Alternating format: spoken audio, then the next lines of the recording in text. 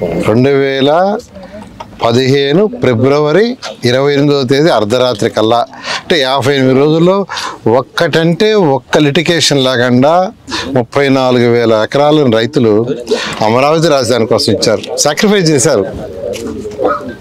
దానికి తగ్గట్టుగానే ముఖ్యమంత్రి గారు దీన్ని ప్రపంచంలో ఉన్న టాప్ 5 సిటీస్లో ఒక సిటీ చేయాలనే ఉద్దేశంతో ఆ బాధ్యత నాకు ఇస్తే నేను అనేక విదేశాలు తిరిగి స్టడీ చేసి నార్మన్ ఫాస్టర్ అండ్ పార్ట్నర్స్ అని లండన్లో వరల్డ్లో టాప్ 10లో ఒకరు, వాళ్ళ దగ్గర యాక్చువల్గా బిల్డింగ్స్ డిజైన్ చేయించాం.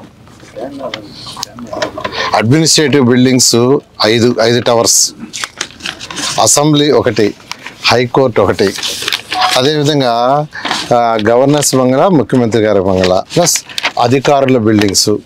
ఇప్పుడు అధికారుల బిల్డింగ్స్ తీసుకుంటే మొత్తం 4,053 అపార్ట్మెంట్లు, 4,053 అపార్ట్మెంట్స్. ఆల్మోస్ట్ అదైతే అంతా అయిపోయింది 90%. ఇప్పుడు 2014-19కే 4,053 అపార్ట్మెంట్స్ అధికారుల కోసం, అటు సెక్రటరీస్ కావచ్చు, మినిస్టర్స్ కావచ్చు, ఎమ్మెల్యేస్ కావచ్చు, జడ్జెస్ కావచ్చు, గ్రూప్ డి కావచ్చు, అందరి కోసం 4,053 కన్స్ట్రక్షన్ ఆల్మోస్ట్ ఫైనల్ స్టేజ్. అంటే మరొక 4 నెలలు ఉంటే అయిపోయేది. వాటిని గత ప్రభుత్వం మా మీద కక్ష సాధింపుతో ఆపేసింది. అంటే అది ప్రజాస్వామ్యం, కనీసం అది కంప్లీట్ చేసి ఆఫీసర్లకు ఇచ్చుంటే హ్యాపీగా ఉండేవాళ్ళు. అది ప్రజలు కట్టిన ట్యాక్స్ ద్వారా వచ్చిందే. ప్రభుత్వ సొమ్ము అంటే ఎక్కడిది? ప్రభుత్వానికి సొమ్ము ఎక్కడ వస్తుంది? ప్రజలు ట్యాక్స్లు కట్టేది, ప్రజాస్వామ్యం. గత ప్రభుత్వం ఈ 4,053 అపార్ట్మెంట్స్ని అలాగనే వదిలేశారు. అదేవిధంగా నార్మన్ ఫాస్టర్ వాళ్ళ దగ్గర అసెంబ్లీ 250 మీటర్లు ఎత్తుది. ఎందుకంటే అసెంబ్లీ జరిగే జనరల్గా సంవత్సరంలో 40 రోజులు, 50 రోజులు, అంతే, 60 రోజులు మ్యాక్సిమం. జనరల్గా 40 రోజులు జరగద్ది. రిమైనింగ్ డేస్లో దాన్ని ఒక టూరిజం ఇదిగా చేయాలనే ఉద్దేశంతో ముఖ్యమంత్రి గారు ఆ టవర్ని 250 అడుగుల ఎత్తులో, అంటే పైకి పోయి 250 మీటర్లు 250 మీటర్ల ఎత్తు పైకి పోయి ప్రజలు అక్కడి నుంచి సిటీ మొత్తం చూడొచ్చు, వ్యూ.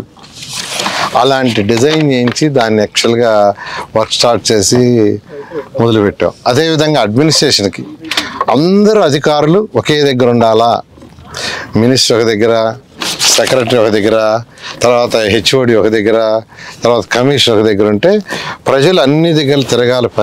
ఏదైనా పని ఉంటేని ముఖ్యమంత్రి గారు ఆలోచించి అందరినీ ఒకే ఫ్లోరు లేదా 2 ఫ్లోర్లు 3 ఫ్లోర్లో ఉండేటట్టుగా మంత్రి, సెక్రటరీ, వాళ్ళ యొక్క కమిషనర్, డైరెక్టర్స్ అండ్ వాళ్ళ స్టాఫ్ మొత్తం ఉండేటట్టుగా ఎక్సలెంట్గా 5 టవర్లు డిజైన్ చేశారు. ఒకటి వచ్చి జిఏడి టవర్. జిఏడి టవర్ తీసుకుంటే అది 48 అంతస్తులు. 48 అంతస్తుల జిఏడి టవరు. అది 17.34 లక్షల చదరపు అడుగులు.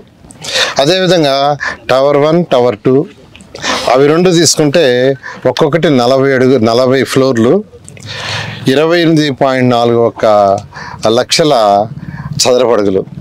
అదేవిధంగా టవర్ 3 and 4 తీసుకుంటే అది కూడా 40 ఫ్లోర్లు, అది 23.42 లక్షల చదరపు అడుగులు.